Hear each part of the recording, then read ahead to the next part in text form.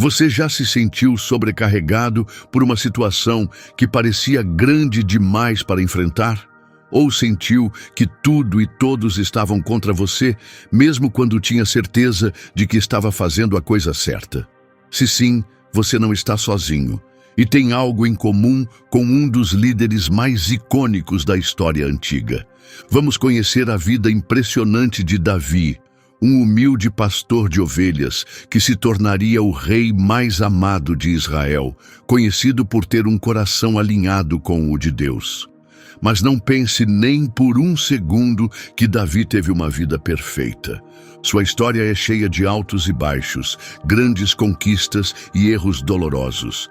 E é exatamente isso que torna sua jornada tão próxima e inspiradora.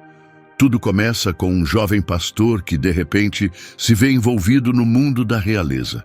Nossa história começa em Belém, uma vila simples nos arredores de Jerusalém. É lá que conhecemos Jessé, um homem comum cuja família logo mudaria o destino de toda uma nação.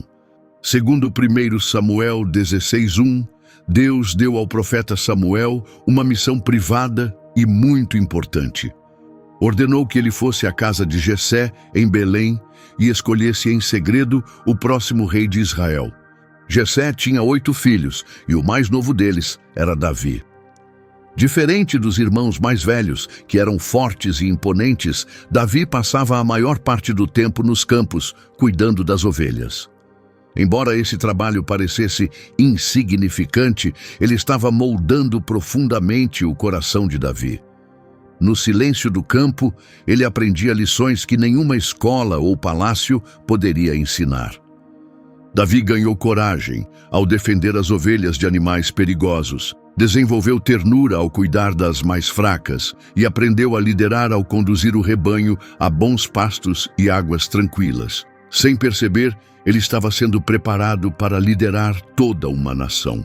Então, em 1 Samuel 16:11, quando Samuel chegou à casa de Jessé, cada um dos filhos mais velhos foi apresentado, um por um, mas nenhum deles era o escolhido de Deus. Curioso, Samuel perguntou a Jessé se havia mais algum filho. Jessé respondeu: ainda falta o mais novo, mas ele está cuidando das ovelhas. Quando finalmente trouxeram Davi, algo deve ter tocado o coração de Samuel. Diante dele estava um jovem com aparência saudável, olhos bondosos e rosto agradável. Mas o que realmente importava era o que Deus via em seu coração. Levante-se e unja-o, disse o Senhor a Samuel, pois é este o escolhido. Em 1 Samuel 16:13, vemos o momento que mudou para sempre a vida de Davi e o rumo da história de Israel. Samuel pegou um recipiente com óleo e derramou sobre a cabeça de Davi diante de seus irmãos. Naquele instante, o Espírito do Senhor veio sobre Davi com poder. Imagine a cena: um adolescente provavelmente confuso e surpreso, sendo escolhido como o próximo rei de Israel. Seus irmãos mais velhos, que sempre o viam como o menor e menos importante, agora presenciavam algo totalmente inesperado. Mas a jornada de Davi estava apenas começando. Depois daquele momento marcante, ele voltou aos mesmos campos. Por fora, nada havia mudado. Ele ainda era pastor, ainda cuidava do rebanho. Mas por dentro, algo já era diferente. O Espírito de Deus agora estava com ele, moldando-o para o caminho à frente. Ao mesmo tempo, as coisas começaram a piorar no palácio do rei Saul. Conforme relata 1 Samuel 16:14-23, o Espírito de Deus havia se afastado de Saul e um espírito perturbador começou a atormentá-lo. Na tentativa de ajudá-lo, os servos de Saul sugeriram encontrar alguém que soubesse tocar harpa com habilidade, acreditando que a música pudesse trazer alívio. Foi então que o nome de Davi foi mencionado. Um dos servos do rei o conhecia e o descreveu como não apenas um músico talentoso, mas também corajoso, forte, cuidadoso com as palavras e de boa aparência. O mais importante, era evidente que a presença de Deus estava com ele. Davi foi chamado para ir ao palácio. O mesmo jovem que há pouco cuidava das ovelhas em Belém, agora estava diante do rei. tocando música para acalmar sua alma aflita. Saul rapidamente passou a gostar de Davi e lhe deu um lugar de honra, tornando-o seu escudeiro. Aqui vemos que nada acontecia por acaso. Deus estava organizando cada detalhe. As horas que Davi passava sozinho com sua harpa nos campos o prepararam exatamente para aquele momento. Agora ele ganhava experiência dentro do palácio, observando a liderança de perto.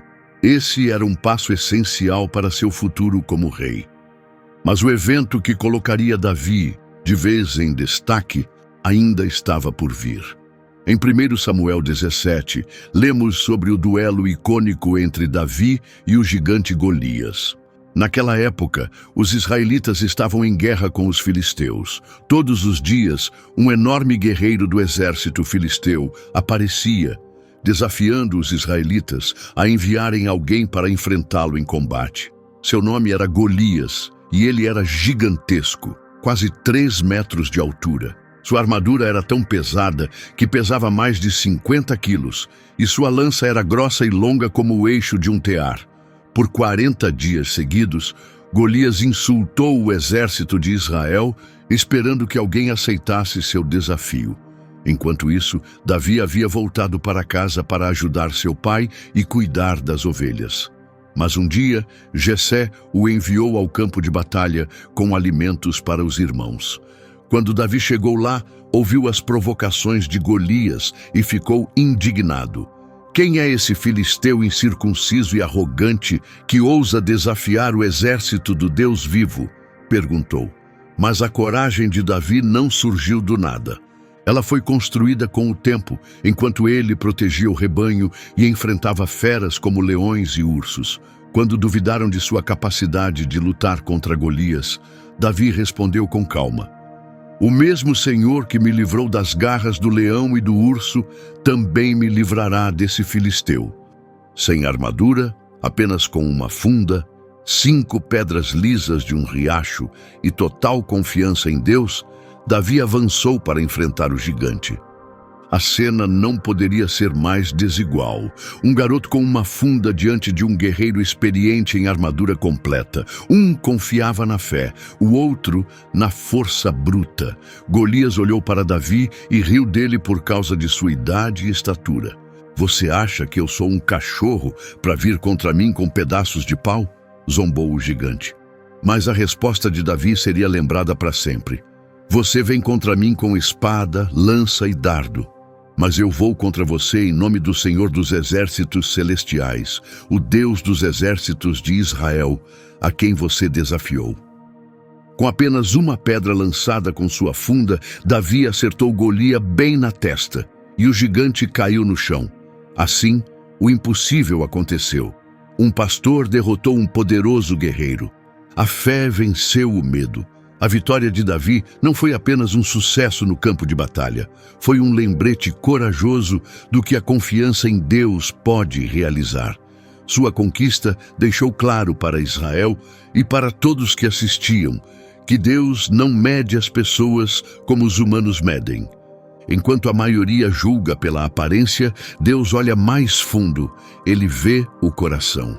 Esse momento dramático marcou o verdadeiro início da ascensão de Davi. De um menino desconhecido em Belém, ele se tornou de repente uma figura nacional. As ruas se encheram de música. Saul matou milhares, mas Davi dezenas de milhares. Cantavam as mulheres com alegria. A fase inicial da vida de Davi, da unção silenciosa à vitória surpreendente sobre Golias, se tornou a base sólida para tudo o que viria depois. Sua jornada nos ensina verdades valiosas sobre preparo, coragem e confiança total em Deus. Davi não se tornou um grande líder da noite para o dia. Cada parte de sua juventude, cuidar das ovelhas, tocar harpa para Saul e enfrentar um gigante, fez parte do processo que moldou sua força e seu caráter. Ele já havia enfrentado seus próprios gigantes interiores muito antes de entrar em uma batalha real. A história de Davi nos mostra como Deus muitas vezes age em silêncio, nos bastidores, nos preparando para coisas muito maiores do que conseguimos enxergar. Mesmo nos momentos que parecem comuns ou despercebidos, quando achamos que estamos sendo ignorados, Deus pode estar desenvolvendo em nós qualidades para o futuro. A coragem de Davi diante de Golias nos inspira a enfrentar nossos próprios desafios de frente. Quais são os gigantes em nossas vidas? Medos, dúvidas, obstáculos que parecem impossíveis de vencer. O exemplo de Davi nos lembra que nada é difícil demais quando confiamos em Deus. Sua juventude também nos ensina o valor de ser fiel nas pequenas coisas. Antes de liderar soldados, Davi cuidava de ovelhas. Antes de tocar para reis e multidões, ele tocava sua harpa sozinho, nos campos tranquilos. Esse tipo de dedicação constante em papéis pequenos e escondidos o preparou para as grandes responsabilidades que viriam. À medida que continuarmos explorando a vida de Davi, veremos como tudo em seus primeiros anos ajudou a formar quem ele se tornou. Seu tempo como pastor, músico e jovem guerreiro destemido criou a base para seu futuro como o rei mais honrado de Israel. Mas sua jornada estava longe de ser fácil. À frente havia provações, perigos e decisões difíceis que testariam sua fé e sua força até o limite. A vitória sobre Golias foi apenas o começo de um novo capítulo. Ele já não era apenas um menino pastor, agora era conhecido em toda a nação como um guerreiro valente.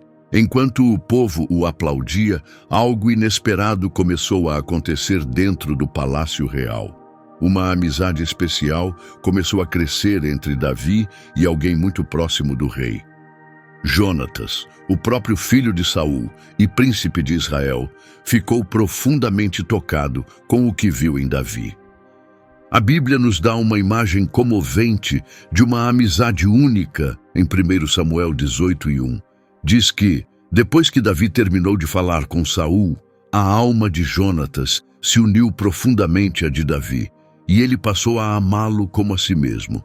Não era apenas uma amizade comum, era uma ligação profunda, construída com confiança, honra e admiração mútua. A força desse laço ficou evidente nas ações de Jonatas. Em 1 Samuel 18:4, vemos Jonatas fazer um gesto simbólico e poderoso. Ele tirou seu próprio manto real e o entregou a Davi, junto com sua túnica, sua espada, seu arco e seu cinto. Não era apenas a troca de objetos entre grandes amigos. Na cultura da época, isso representava algo muito mais profundo, um reconhecimento público do futuro de Davi como rei. Jonatas, que por nascimento seria o próximo no trono, estava abrindo mão dessa posição e honrando Davi em seu lugar. À medida que essa amizade se fortalecia, Davi também crescia no favor de Saul e do povo de Israel. 1 Samuel 18:5 nos diz que Davi teve sucesso em todas as missões que Saul lhe dava, e por isso o rei o promoveu a um cargo elevado no exército. Essa decisão agradou não só os soldados, mas também os oficiais de Saul. Davi provava seu valor não só nas batalhas, mas também como um líder sábio e competente. Mas suas vitórias logo trouxeram problemas. Depois de uma grande conquista em combate, as mulheres de Israel saíram às ruas para comemorar. Elas cantavam: Saul matou milhares e Davi dezenas de milhares. 1 Samuel 18:7. Embora o cântico exaltasse os dois, ele feriu o orgulho de Saul. Esse momento marcou uma virada no coração do rei. Em 1 Samuel 18:8-9, lemos que Saul ficou furioso. A música o fez se sentir inferior. Atribuem a Davi dezenas de milhares, pensou com amargura, e a mim apenas milhares. O que mais falta para ele, senão o trono? A partir daquele dia, Saul começou a observar Davi com desconfiança. Esse ciúme logo se transformou em violência. No dia seguinte, como está em 1 Samuel 18:10-11, um espírito perturbador dominou Saul. Enquanto Davi tocava para ele, como fazia frequentemente, Saul pegou uma lança e a atirou contra Davi, dizendo consigo mesmo: "Vou pregá-lo na parede." Mas Davi escapou 2 vezes. Esse ataque marcou o início de um longo e perigoso capítulo na vida de Davi. Antes acolhido na casa do rei, agora ele era o alvo do ciúme mortal de Saul. Mesmo com a ameaça crescente, o sucesso de Davi continuava. Em 1 Samuel 18, 14 a 16, aprendemos que em tudo o que fazia, Davi era bem-sucedido porque Deus estava com ele. Saul percebeu a popularidade de Davi crescendo e passou a temê-lo ainda mais. Enquanto isso, todo o povo de Judá e Israel admirava Davi, especialmente porque ele os liderava nas batalhas e trazia vitórias. Percebendo que um ataque direto não funcionaria, Saul começou a planejar outras formas de tirar Davi do caminho. Um desses planos envolvia sua filha, Mical. Em 1 Samuel 18, 20 a 21, lemos que Mical havia se apaixonado por Davi. Quando Saul soube disso, ficou secretamente satisfeito. "Vou dá-la a ele", pensou Saul, "e ela será uma armadilha para que os filisteus o destruam." Então Saul ofereceu a mão de Mical em casamento a Davi, mas havia uma condição, e era extremamente arriscada. Ele pediu um dote de 100 prepúcios filisteus, esperando que Davi morresse tentando cumprir a missão. Mas Davi não apenas sobreviveu, ele superou as expectativas, trazendo de volta 200 prepúcios. Sem outra saída, Saul entregou sua filha Mical a Davi como esposa. No entanto, casar-se com Mical não protegeu Davi. A raiva de Saul só aumentava. Em 1 Samuel 19, 1, está escrito que Saul falou com seu filho Jonatas e com seus servos, ordenando que matassem Davi. Mas Jonatas o amava profundamente. Esse momento mostra como a amizade de Jonatas seria essencial para manter Davi vivo. Jonatas, mesmo se colocando em risco, defendeu Davi diante de Saul. Em 1 Samuel 19, 4 a 5, ele implorou: "Não faça mal a Davi, teu servo." Ele não fez nada de errado. Pelo contrário, tem te ajudado muito. Arriscou a própria vida quando derrotou o filisteu. O Senhor deu a Israel uma grande vitória por meio dele, e você viu e se alegrou. Então por que ferir um homem inocente como Davi e matá-lo sem motivo? Saul, convencido por um momento, fez uma promessa: "Tão certo como vive o Senhor, Davi não será morto." 1 Samuel 19:6. Mas a paz não durou. Saul voltou a ser atormentado por um espírito maligno e tentou novamente matar Davi com uma lança. Davi escapou, mas ficou claro que não poderia continuar ao lado de Saul com segurança. Foi aí que Mical, sua esposa, teve um papel fundamental em ajudá-lo a fugir. Em 1 Samuel 19, 11 a 12, diz que Saul enviou homens à casa de Davi para vigiá-lo e matá-lo pela manhã. Mas Mical o avisou: "Se você não fugir esta noite, estará morto pela manhã." Então, ela o ajudou a sair pela janela, e ele escapou. A partir desse momento, Davi começou a viver escondido. Antes celebrado como herói nacional e favorito na corte, agora era um fugitivo em sua própria terra. Ele começou a buscar apoio em diferentes lugares. Primeiro, procurou o sacerdote Aimeleque, em Nob. Sem revelar a verdade, Davi alegou que estava em uma missão secreta do rei. Aimeleque, sem saber o que realmente estava acontecendo, deu a ele pão consagrado e a espada de Golias. Embora parecesse algo pequeno na hora, essa ação causaria uma tragédia mais adiante. Doeg, o edomita, servo de Saul, viu tudo e relatou ao rei. Como resultado, Saul ordenou a morte de Aimeleque e de muitos outros sacerdotes. Depois de deixar Nob, Davi seguiu para Gate, território filisteu. Lá, fingiu estar louco para não ser reconhecido. Mais tarde, ele se refugiou na caverna de Adulão. Lá foi se juntando a ele sua família e muitos outros, pessoas aflitas, endividadas ou insatisfeitas com a vida. Enquanto isso, Saul continuava perseguindo Davi sem descanso.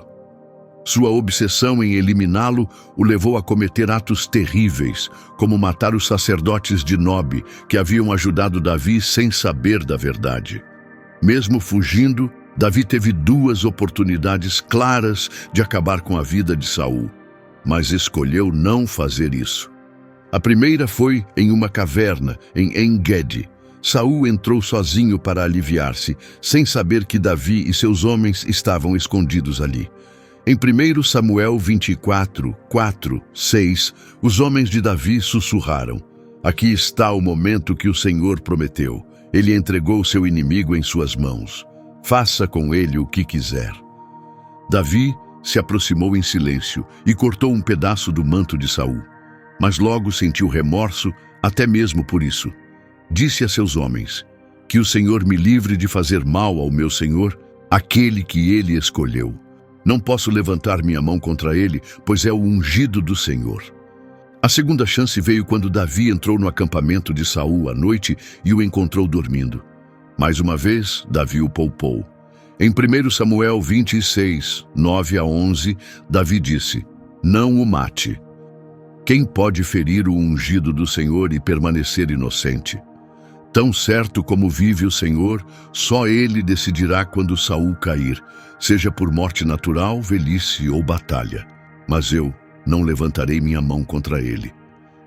Essas escolhas mostraram o respeito profundo de Davi pela liderança colocada por Deus, mesmo que essa liderança estivesse sendo usada de forma errada. Davi entendeu que, apesar das falhas de Saul, ele ainda era o rei escolhido por Deus, e Davi não tomaria esse lugar à força. As investidas de Saul contra Davi duraram anos, forçando-o a viver como fugitivo, até mesmo entre os inimigos de Israel. Durante esse período doloroso, Davi escreveu muitos dos salmos que conhecemos hoje. Neles, expressou sua tristeza, sua fé e sua decisão de permanecer fiel a Deus. Esse longo exílio se tornou um capítulo essencial em seu crescimento. Longe do luxo e dos aplausos, Davi aprendeu a depender inteiramente de Deus através do sofrimento. Ele também amadureceu como líder, atraindo e guiando pessoas de diferentes origens. Essas provações o moldaram no homem que um dia governaria Israel. A perseguição de Saul só terminou quando ele mesmo morreu. Em uma batalha contra os filisteus, ao perceber que seria derrotado e capturado, Saul decidiu tirar a própria vida. Quando Davi soube do que havia acontecido, chorou profundamente em vez de comemorar.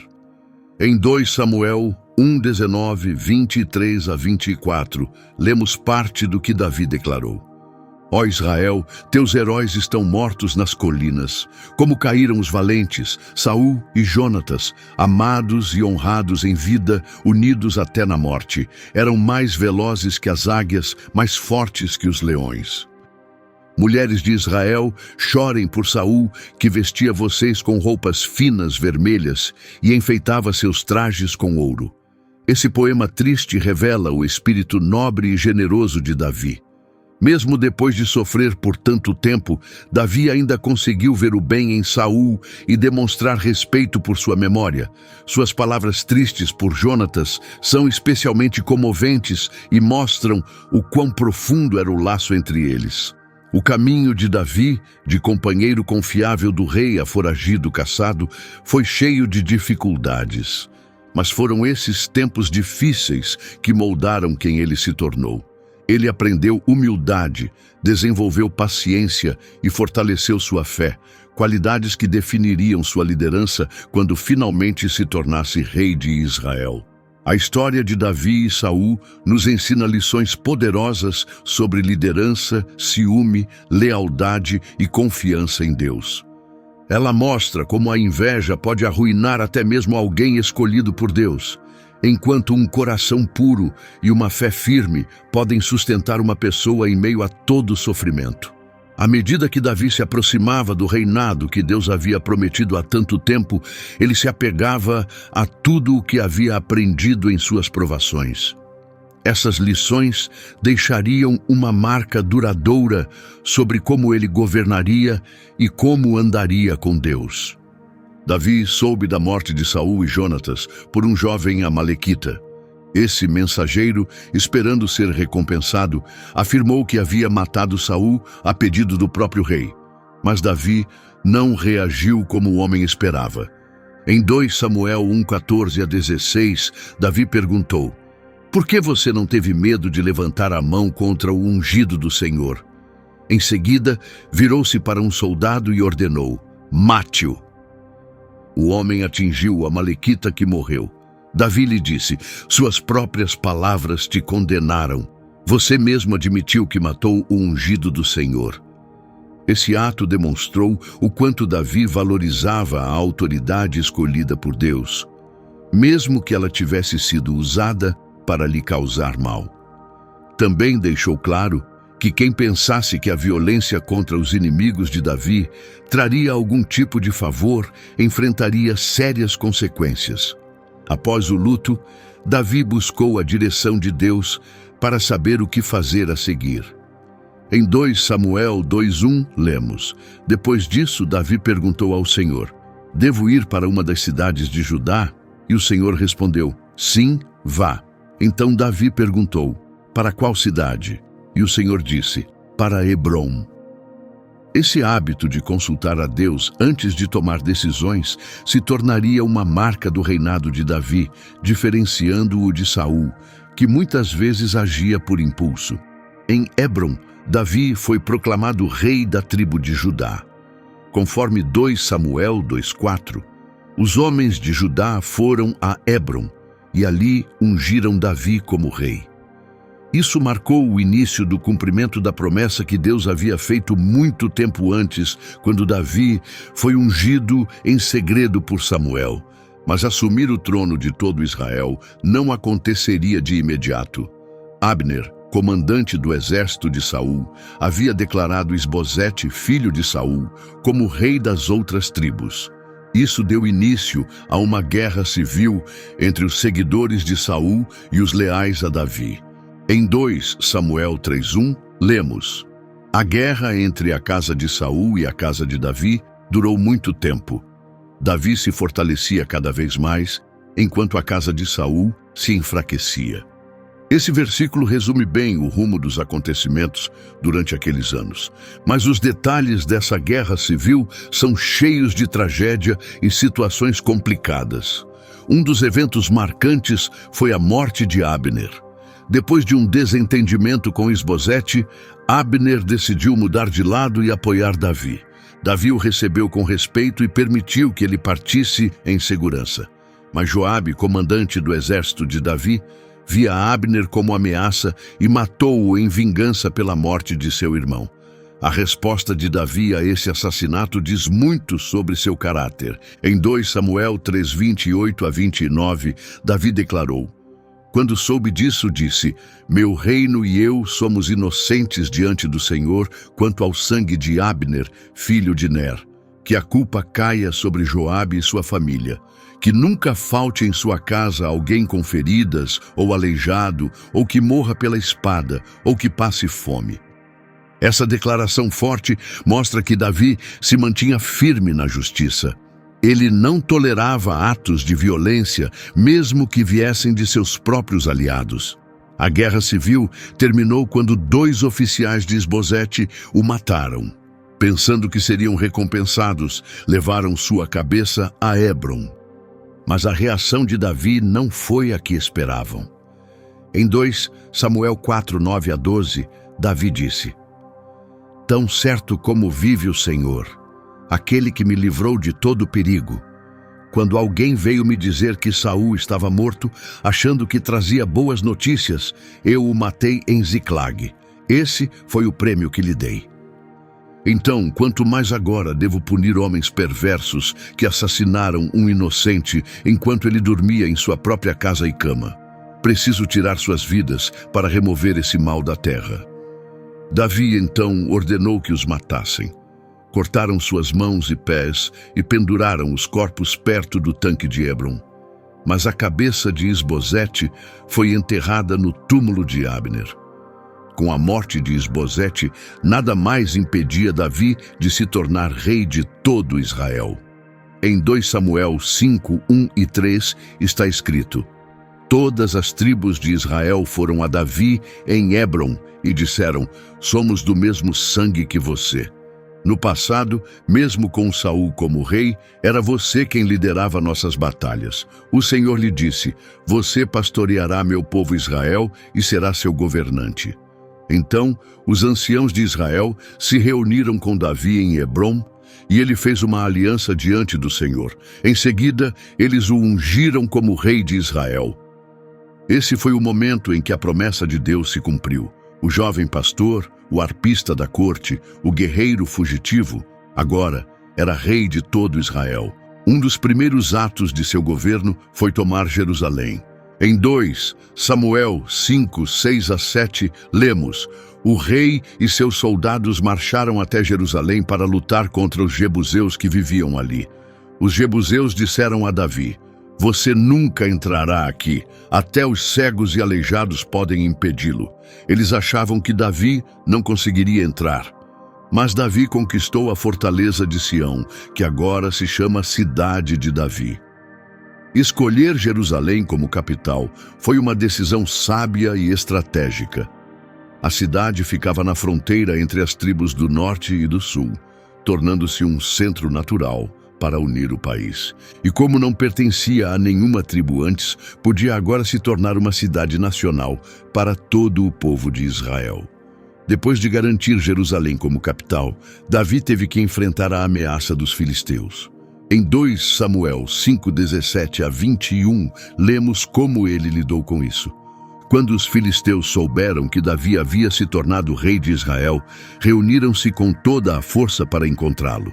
Davi soube disso e foi para uma fortaleza. Os filisteus estavam reunidos no vale de Refaim.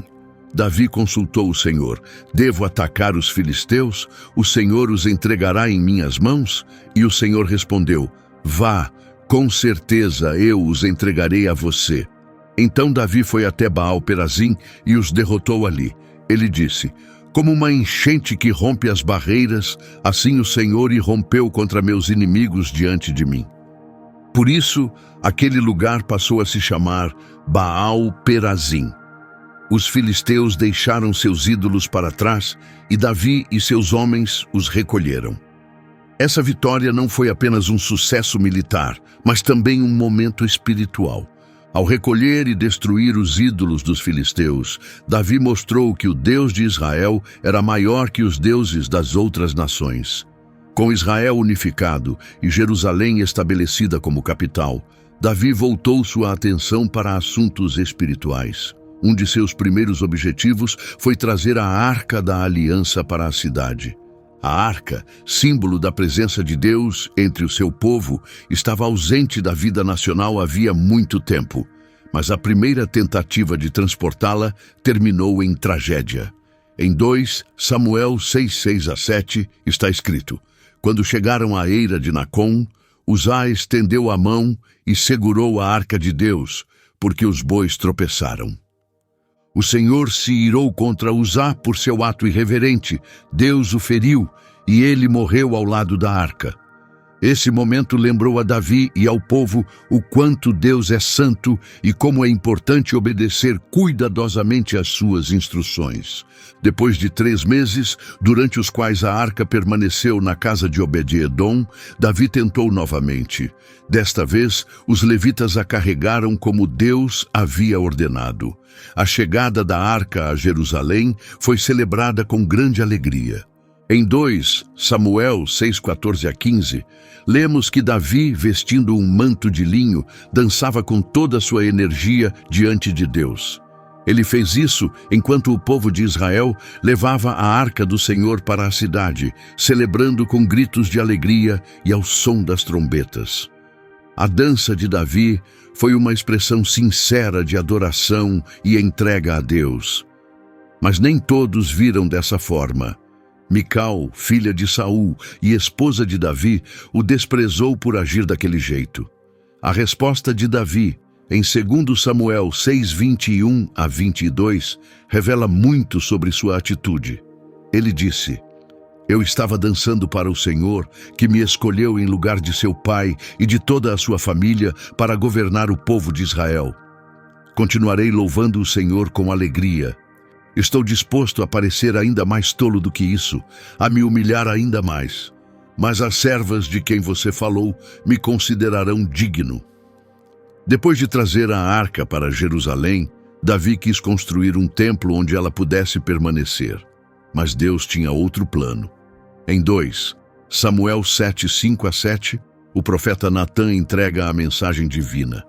Diga ao meu servo Davi, assim diz o Senhor, você é quem vai construir uma casa para eu morar? Desde que tirei meu povo do Egito, nunca morei numa casa. Tenho caminhado com eles, habitando em tendas. Alguma vez pedi a um dos líderes de Israel, por que não me construíram uma casa de cedro?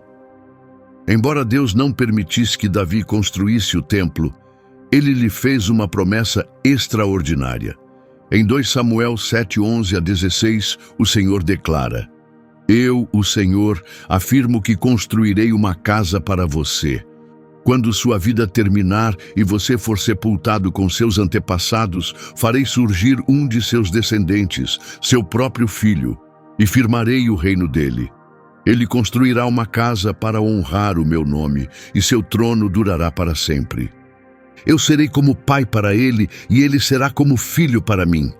Se ele cometer erros, eu o corrigirei por meio de ações humanas, mas nunca retirarei dele o meu amor, como fiz com Saul, a quem retirei de diante de você. Sua casa e seu reino durarão para sempre diante de mim. Seu trono jamais terá fim. Essa promessa, conhecida como a Aliança Davídica, marcou um ponto decisivo na história de Israel. Deus garantiu a Davi uma linhagem real duradoura, uma promessa que se cumpriria plenamente em Jesus Cristo, o verdadeiro filho de Davi. A reação de Davi a essa mensagem está em 2 Samuel 7:18 a 19. Ele foi até o Senhor e disse: Quem sou eu, Senhor Deus, e o que é a minha família, para que me trouxesses até aqui? E como se isso já não fosse suficiente, Senhor Deus, ainda falaste sobre o futuro da minha casa. É assim que o Senhor trata os seres humanos? A ascensão de Davi ao poder marcou um novo capítulo para Israel. Durante seu reinado, a nação se fortaleceu, expandiu suas fronteiras e fez alianças com terras vizinhas. Mais importante ainda, Davi transformou Jerusalém em mais do que uma capital política. Ela se tornou o centro da fé de Israel. O tempo de Davi como rei não foi livre de lutas nem de falhas pessoais, como veremos em eventos futuros. Mesmo assim, os alicerces que ele construiu nesses primeiros anos, unificando as tribos, estabelecendo uma capital central e renovando a devoção a Deus, tiveram um impacto duradouro no futuro da nação. Sua jornada de menino desconhecido em Belém a rei em Jerusalém revela o controle de Deus sobre a história e sua direção intencional para o seu povo. Em cada etapa, desde cuidar de ovelhas até tocar harpa no palácio, de viver como fugitivo a governar como rei, Davi demonstrou fé profunda em Deus e desejo de seguir seus caminhos. Sua liderança não foi apenas uma vitória pessoal, foi um marco na história de Israel. Sob seu governo, o povo experimentou unidade, força e redescobriu sua identidade como povo de Deus. Fazer de Jerusalém a capital e colocar ali a Arca da Aliança foi mais do que uma estratégia política. Foi o início de séculos de adoração. A promessa de Deus a Davi de uma linhagem eterna, a Aliança Davídica, apontava para um rei futuro. Essa promessa se tornou um pilar da fé de Israel e seria cumprida em Jesus Cristo. A jornada de Davi nos ensina lições poderosas sobre esperar em Deus, permanecer fiel em tempos difíceis e confiar no tempo divino. Embora Deus o tivesse escolhido, Davi passou muitos anos fugindo, enfrentando rejeição e perigo. Mesmo assim, nunca tentou tomar o trono pela força. honrou a liderança que Deus já havia colocado, mesmo quando era injusta. Davi também demonstrou as qualidades de um líder que, embora imperfeito, estava disposto a aprender e buscava a direção de Deus. Quando Uzá morreu na primeira tentativa de mover a arca, Davi não ignorou o ocorrido. Pelo contrário, aprendeu com aquilo e agiu de forma diferente, mostrando um coração disposto a mudar para obedecer a Deus. Essa humildade se tornou uma das marcas mais fortes de seu reinado. Quando Davi assumiu o controle total de Israel, enfrentou novos desafios. Seu reinado incluiria grandes vitórias militares e a expansão das fronteiras de Israel, mas também traria pecados pessoais e divisões dolorosas dentro de sua própria casa. Ainda assim, os valores que ele havia demonstrado desde o início, sua confiança em Deus, seu senso de justiça e o profundo desejo de honrar ao Senhor, continuaram sendo centrais para seu governo e para a lembrança que deixou.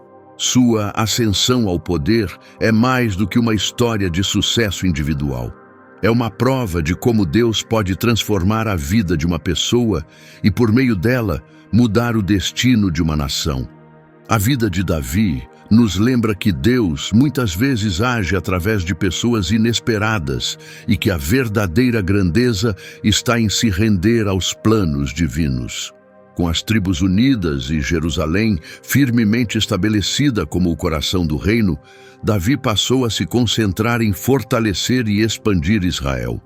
Suas campanhas militares trouxeram resultados impressionantes, marcando um período de crescimento e aumento de influência para a nação.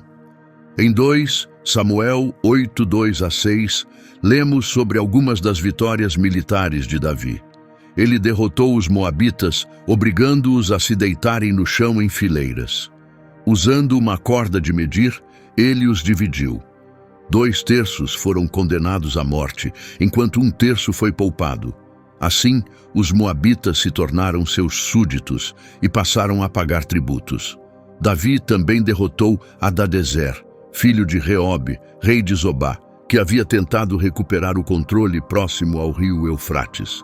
Davi capturou 1.000 carros de guerra, 7.000 cavaleiros e 20.000 soldados de infantaria.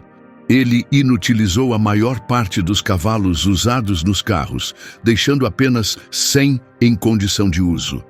Quando os arameus de Damasco vieram ajudar Hadadezer, Davi derrotou 22.000 deles. Ele estabeleceu guarnições militares no território de Damasco, trazendo os arameus sob seu controle e fazendo com que também pagassem tributos. O Senhor garantiu a Davi vitória em todas as batalhas que enfrentou. Essas conquistas não apenas ampliaram as terras de Israel, mas também trouxeram grande riqueza ao reino. Davi dedicou uma grande parte dos tesouros tomados na guerra ao Senhor, demonstrando sua gratidão pelas vitórias alcançadas. Seu reinado foi marcado não apenas pela força, mas também por justiça e misericórdia. Em 2 Samuel 9:1, Davi perguntou: "Resta ainda alguém da família de Saul a quem eu possa mostrar bondade por causa de Jonatas?" Isso o levou a encontrar Mefibosete, filho de Jonatas, a quem Davi mostrou graça, cumprindo a promessa feita tempos atrás. Contudo, apesar de suas conquistas e fama, Davi cometeu um erro grave que deixaria uma mancha em seu legado. Esse episódio está descrito em 2 Samuel 11, versículo 1-2. Na primavera, época em que os reis costumavam sair com seus exércitos, Davi permaneceu em Jerusalém, enquanto suas tropas, lideradas por Joabe, atacavam os amonitas e cercavam Rabá. Certa noite, Davi se levantou e foi passear pelo terraço do palácio. De lá, viu uma mulher se banhando. Seu nome era Batseba e ela era esposa de Urias, o Hitita, um dos soldados mais leais de Davi. Em vez de desviar o olhar, Davi mandou chamá-la e se deitou com ela. Mais tarde, quando ela lhe contou que estava grávida, ele tentou esconder o que havia feito. Davi trouxe Urias de volta da guerra, esperando que ele dormisse com a esposa e pensasse que o filho era seu. Mas Urias era leal demais. Recusou-se a desfrutar do conforto do lar enquanto os soldados estavam em batalha. Em 2 Samuel 11:11, Urias disse a Davi: a arca, os exércitos de Israel e Judá estão em tendas, e meu comandante Joabe e os soldados estão acampados no campo. Como poderia eu ir para casa, comer, beber e dormir com minha esposa? Tão certo como vive o Senhor, não farei tal coisa. Quando Davi percebeu que o plano falhara, tomou uma decisão ainda mais trágica. Enviou Urias de volta à linha de frente com uma carta para Joabe, instruindo-o a colocá-lo onde a batalha fosse mais intensa e depois recuar, para que ele fosse morto. Urias foi morto, e Davi então se casou com Batseba. Ele pode ter pensado que seu pecado ficaria oculto, mas nada escapa aos olhos de Deus. Em 2 Samuel 12:1, lemos que o Senhor enviou o profeta Natã para confrontar Davi. Natã contou uma história sobre um homem rico que tomou e matou a única ovelhinha de um homem pobre. Indignado com a injustiça, Davi disse que o culpado deveria morrer. Então Natã revelou a verdade, dizendo: esse homem é você. Essa repreensão direta levou Davi a reconhecer sua culpa. Em 2 Samuel 12:13, ele confessou: pequei contra o Senhor. Deus perdoou Davi, mas suas ações teriam consequências graves. Natã o advertiu que a violência passaria a fazer parte de sua família e que o filho concebido com Batseba morreria. O bebê logo adoeceu, e embora Davi jejuasse e orasse pedindo misericórdia, a criança morreu após 7 dias. A reação de Davi foi surpreendente e reveladora. Em 2 Samuel 12:20, lemos que Davi se levantou do chão, lavou-se, passou óleo sobre o corpo, trocou de roupa e foi adorar ao Senhor. Quando perguntaram por que ele agira assim, Davi explicou sua confiança na autoridade de Deus. Em 2 Samuel 12:23, ele disse: agora que a criança morreu, por que eu continuaria jejuando? Posso trazê-la de volta? Um dia irei até ela, mas ela não voltará para mim. As consequências do pecado de Davi não pararam na morte da criança. Mais dor viria nos anos seguintes. Uma das profecias de Natã se cumpriu quando Amnon, filho de Davi, violentou sua meia-irmã Tamar. Esse ato terrível desencadeou uma cadeia de vingança e traição que culminaria na rebelião de Absalão, outro dos filhos de Davi. Quando Absalão se voltou contra ele, Davi foi forçado a fugir de Jerusalém, assim como havia fugido de Saul no passado. Em 2 Samuel 15:30, encontramos uma cena comovente. Davi subia o Monte das Oliveiras, chorando enquanto caminhava. Sua cabeça estava coberta, ele caminhava descalço, e os que estavam com ele também cobriam suas cabeças e choravam. Pelo caminho, Davi suportou zombarias e insultos, mas não respondeu com raiva. Em vez disso, aceitou aquele momento com humildade e fé em Deus. Quando Simei, um homem da família de Saul, o amaldiçoou, Davi disse em 2 Samuel 16:11-12: deixem-no, que ele me amaldiçoe. Talvez o Senhor o tenha enviado para fazer isso. Quem sabe Deus verá minha aflição e me concederá uma bênção em lugar dessa maldição. Com o tempo, a rebelião de Absalão terminou em batalha. Apesar das ordens claras de Davi para que seu filho fosse poupado, Absalão foi morto. A reação de Davi diante dessa perda é uma das expressões de dor mais comoventes das Escrituras. Em 2 Samuel 18:33, lemos: o rei ficou profundamente abalado. Subiu à sala acima da porta da cidade e chorou. Enquanto caminhava, gritava: meu filho Absalão, meu filho Absalão, quem me dera ter morrido em seu lugar. Ó Absalão, meu filho, meu filho. Apesar de Davi ter enfrentado dores pessoais e falhas sérias, seu reinado continuou sendo marcado por sucesso militar e prosperidade para Israel. No entanto, já no final de sua vida, Davi cometeu outro erro grave. Ordenou um censo que Deus não havia aprovado. Em 2 Samuel 24:10, Davi reconheceu sua culpa. Depois de contar os homens aptos para a guerra, sentiu um peso profundo e disse ao Senhor: pequei gravemente no que fiz. Por favor, Senhor, retira a culpa do teu servo. Agi como um tolo. Esse ato resultou em uma praga mortal que se espalhou pela terra, matando 70.000 pessoas. A praga só terminou quando Davi construiu um altar e ofereceu sacrifícios no local que mais tarde se tornaria o templo. O reinado de Davi, com todas as suas vitórias e fracassos, revela a complexidade da natureza humana e a constante necessidade de depender de Deus. Mesmo quando pecava, Davi sempre voltava ao Senhor, pedia perdão e buscava corrigir seus erros. Por isso, apesar de suas falhas, as Escrituras o lembram como um homem segundo o coração de Deus. À medida que seu reinado se aproximava do fim, Davi concentrou-se em uma missão que sempre desejara realizar: a construção de um templo para o Senhor. Embora Deus tivesse dito que essa tarefa caberia a seu filho e não a ele, Davi comprometeu-se com os preparativos. Em 1 Crônicas 22:5, Davi explicou sua intenção. Meu filho Salomão é jovem e inexperiente. A casa do Senhor deve ser famosa e grandiosa aos olhos de todas as nações. Por isso, eu mesmo farei todos os preparativos. Antes de morrer, Davi fez grandes preparativos. Sua paixão por esse projeto é visível na quantidade impressionante de materiais que reuniu. Em 1 Crônicas 22:14, Davi declara: trabalhei muito para reunir os suprimentos para o templo do Senhor. 100.000 talentos de ouro, 1 milhão de talentos de prata, tanto bronze e ferro que não se pode pesar, além de madeira e pedras, e você ainda poderá acrescentar mais. Além de reunir os materiais, Davi também organizou o povo que serviria no templo. Estabeleceu turnos para os sacerdotes, formou grupos de cantores e músicos e nomeou porteiros para guardar o lugar santo. Esses cuidados demonstram o quanto Davi desejava que o culto a Deus em Israel fosse realizado com reverência e ordem, mesmo após sua morte. Com o avançar da idade, a questão sobre quem assumiria o trono se tornou urgente.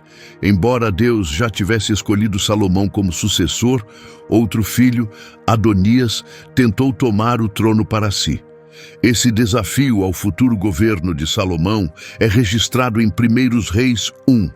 Para impedir essa rebelião, Davi agiu com rapidez e clareza para confirmar Salomão como o próximo rei.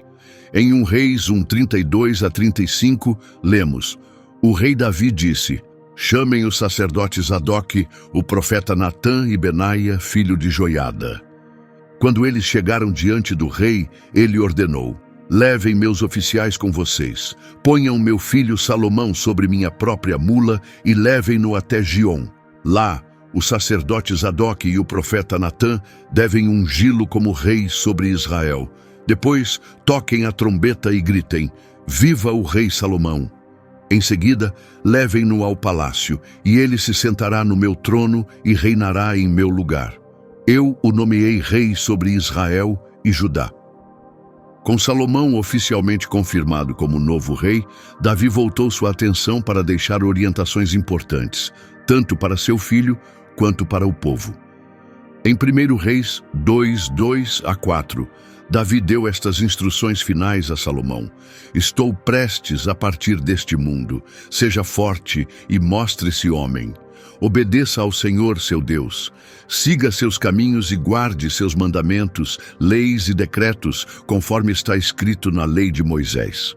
Assim, você prosperará em tudo o que fizer, e o Senhor cumprirá sua promessa a mim. Se seus descendentes forem fiéis diante de mim, de todo o coração e com toda a alma, sempre haverá um deles no trono de Israel. A última mensagem registrada de Davi foi dirigida a todo o povo de Israel. Em 1 Crônicas 29:10, ele oferece uma oração poderosa, cheia de adoração e gratidão. Diante de toda a assembleia, Davi declarou: bendito sejas, Senhor, Deus de nosso pai Israel, de eternidade a eternidade. Tua, Senhor, é a grandeza, o poder, a glória, a majestade e o esplendor. Tudo o que há nos céus e na terra é teu. Teu é o reino, Senhor, e tu estás acima de todos. A riqueza e a honra vêm de ti. Tu governas sobre todas as coisas. Em tuas mãos estão a força e o poder para exaltar e fortalecer a quem quiseres. Agora, ó nosso Deus, te damos graças e louvamos o teu nome glorioso. Depois de uma vida marcada por grandes vitórias e sérios fracassos, a jornada de Davi chegou ao fim. Em 1 Reis 2:10-11 está escrito: Então Davi descansou com seus antepassados e foi sepultado na cidade de Davi. Ele reinou sobre Israel por 40 anos, 7 em Hebrom e 33 em Jerusalém. No entanto, sua influência não terminou com sua morte. O impacto de Davi sobre a fé e a história de Israel permaneceu forte. Seu legado é evidente de várias formas. Primeiro, Davi se tornou o modelo de rei ideal. Por gerações, os reis que vieram depois foram comparados a ele. Dizer que um rei era como Davi significava que ele governava com justiça e honrava a Deus. Segundo, Davi deixou um rico legado espiritual através dos Salmos. Muitos deles são atribuídos a ele e continuam oferecendo força, esperança e sabedoria aos crentes até hoje. Esses cânticos expressam emoções profundas, desde louvor até tristeza, de confiança até medo, sempre fundamentadas em uma fé firme em Deus. Por fim, e talvez mais importante, Davi se tornou o centro da esperança de Israel por um Messias vindouro. A promessa de Deus de estabelecer para sempre a linhagem real de Davi, conhecida como a Aliança Davídica, levou à crença em um futuro descendente de Davi que estabeleceria um reino sem fim. Essa esperança tão aguardada se cumpriu em Jesus Cristo. O Novo Testamento começa em Mateus 1:1 com estas palavras: Registro da genealogia de Jesus Cristo, filho de Davi, filho de Abraão. Ao longo dos evangelhos, Jesus é frequentemente chamado de Filho de Davi, um título que destaca como sua linhagem cumpre as promessas messiânicas feitas a Davi. A vida de Davi, com todas as suas camadas e contradições, ainda oferece ensinamentos profundos que vão além do seu tempo. Sua história nos mostra que Deus está totalmente no controle da história. Ele escolheu Davi, o mais jovem dos filhos de Jessé, para se tornar o rei mais marcante de Israel. Isso nos mostra que Deus frequentemente escolhe pessoas improváveis ou ignoradas para realizar seus planos. A jornada de Davi também nos lembra da importância da fé e de confiar em Deus. Seja enfrentando um gigante com uma funda, fugindo de inimigos ou liderando um reino, Davi sempre colocava sua confiança no Senhor, mesmo quando tudo parecia estar contra ele. Ainda assim, a história de Davi é também um reflexo honesto da fragilidade humana. Seu pecado com Batseba e a morte planejada de Urias tiveram consequências dolorosas e duradouras. Mas o que mais se destaca é a forma como Davi reagiu quando foi confrontado. Ele não se justificou nem se escondeu. Ele se arrependeu sinceramente e aceitou o julgamento de Deus com humildade. Isso nos ensina como devemos reagir quando falhamos, com o coração aberto, voltando para Deus. A vida de Davi também nos mostra como o perdão e a restauração são essenciais. Mesmo tendo cometido pecados graves, Davi experimentou a misericórdia de Deus e foi acolhido de volta ao relacionamento com Ele. Isso é encorajador, porque nos lembra que nenhum fracasso está além da graça de Deus. Se realmente nos voltarmos a Ele com sinceridade e arrependimento, Ele está pronto para perdoar. Acima de tudo, a vida de Davi deixa claro que, aos olhos de Deus, a verdadeira grandeza não está em nunca errar, mas em sempre buscá-lo. Embora tenha tropeçado, Davi ainda é lembrado como um homem segundo o coração de Deus. Por quê? porque seu desejo de estar perto do Senhor permaneceu constante em todas as fases da vida. Em resumo, a história de Davi é como uma pintura rica e colorida, cheia de luzes e sombras, que continua a tocar e inspirar pessoas ao longo das gerações. Seu caminho, desde cuidar de ovelhas até governar uma nação, das vitórias cheias de alegria às derrotas dolorosas, mostra como é viver em relacionamento com Deus. Como guerreiro, rei, poeta e crente, Davi ajudou a moldar nossa visão sobre liderança, adoração e devoção. Seu legado nos lembra que Deus não exige perfeição para usar alguém. Pelo contrário, Deus frequentemente escolhe pessoas imperfeitas para realizar sua vontade perfeita. A história de Davi nos ajuda a entender que a verdadeira grandeza não está em evitar o fracasso, mas em voltar-se para Deus todas as vezes que caímos, aprendendo a confiar nele em cada momento, seja alto ou baixo. Que possamos seguir o exemplo de Davi, não porque ele foi perfeito, mas porque sempre retornava ao Senhor. Que também sejamos conhecidos como pessoas que buscam o coração de Deus, que se apoiam em sua graça, respondem à sua direção e dedicam suas vidas a servi-lo em tudo o que fazem.